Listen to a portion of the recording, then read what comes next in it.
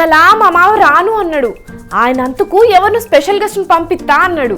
ఈయనతోనే నేను వేగలేనంటే ఇంకా ఆయన పంపించే స్పెషల్ గెస్ట్తోని ఏం వేగాలో.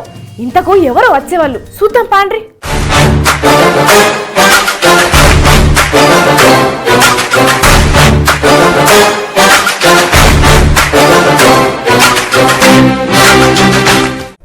అగ్గో స్పెషల్ గెస్ట్ అంటే ఎవరో అనుకున్నా, ఇంద్రసేనారెడ్డే కదా మళ్ళొస్తుండు. రాననుకున్నారా రాలేననుకున్నారా? నేనైతే అట్లేం అనుకోలే గాని సడన్ గా ఈ ఎంట్రీ ఏంది ఇంద్రసేనారెడ్డి గారు? సినిమాలోనే కాదు నిజ జీవితంలో కూడా నా అవసరం ఎవరికి ఉన్నా, ఎవరు నన్ను సహాయం కోరినా తప్పకుండా వారికి సహాయం చేస్తాను. అవునా? మరిప్పుడు ఇక్కడ ఎవరికి అవసరం పడిందని వస్తున్నారు? ముందే అసలుకే ఎండలు దంచి కొడతాన్నాయి. ఇలాంటి ఎండల్ని ఎన్నో తట్టుకుంటేనే ఈ రోజు నేను మెగాస్టార్ గా మీ ముందు నిలబడ్డాను. నిజానికి ఈ ఎండ వాన అని ఇలా ఆగిపోతే బ్రతకడం కష్టం, గెలవడం కూడా కష్టం. ఇలా మనం ఎండని ఆలోచిస్తే వచ్చే ఎన్నికల్లో మనం గెలవడం కూడా కష్టమే. అంటే మీరు మళ్ళీ ఎన్నికల్లో పోటీ చేస్తున్నారా? మళ్ళీ మీ పొలంలో మొలకలు వస్తున్నాయా? మొలకెత్తడం ఏంటి, పంటలాగా చేతికొచ్చిన పార్టీనే పక్క పార్టీలో కలిపేశారు. అవును, మరి మళ్ళెందుకు చేస్తున్నారు ఇంద్రసేనారెడ్డి గారు? హో అర్థమైంది సార్, అర్థమైంది. మీ తమ్ముడు గబ్బర్ సింగ్ కోసమే కదా?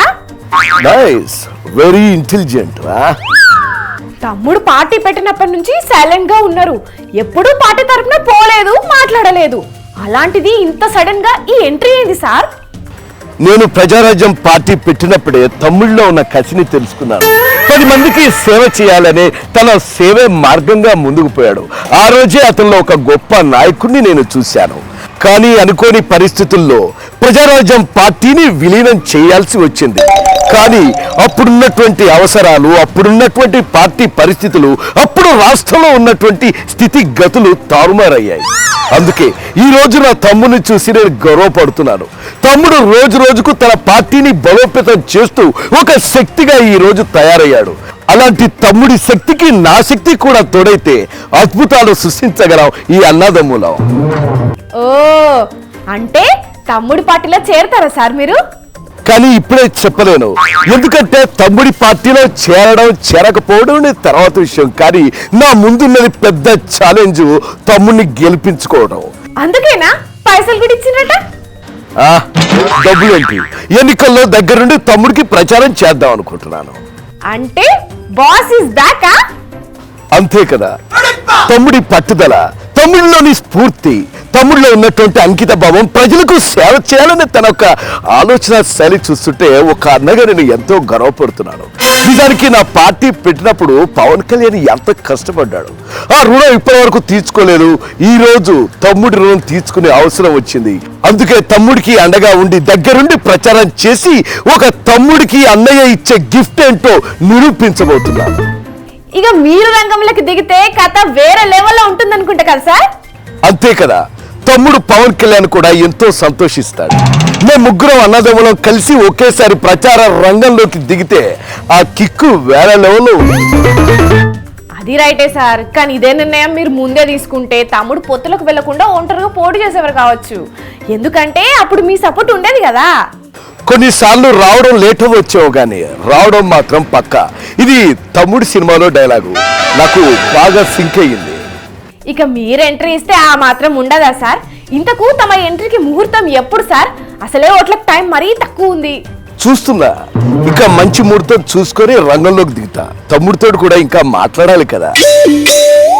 మీరు వస్తానంటే తమ్ముడు వద్దంటారా సార్? ఇప్పటికే తమ్ముడు అభిమానులు ఎందరో ప్రచారంలో చేస్తున్నారు.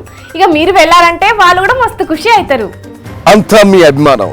ఈ ఇంద్రసేనారెడ్డి మళ్ళీ ఎన్నికల ప్రచార రథం ఎక్కబోతున్నాడు. కానీ బాధ అనిపిస్తుందా సార్? ఆ రోజు పార్టీని అలా విలీనం చేయకుంటే బాగుండని. ఎందుకు అనిపించదు? కొన్ని సందర్భాల్లో మనం తీసుకునే నిర్ణయాలు ఒక్కోసారి రైట్ కావచ్చు, ఒక్కోసారి రాంగ్ కావచ్చు.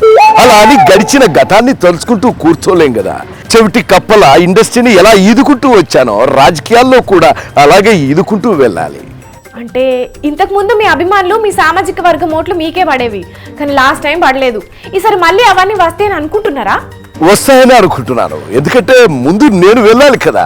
ముందు నేను వెళ్ళి ప్రచార రథం ఎక్కి ప్రజలను నా మాటలతోటి తమ్ముడు చేసే మంచి పనులను ప్రజలకు అర్థమయ్యేలాగా ఇంకా వివరంగా నేను విడమర్చి చెప్పడంతో తప్పకుండా తమ్ముడు గెలుస్తాడని అనుకుంటున్నాను.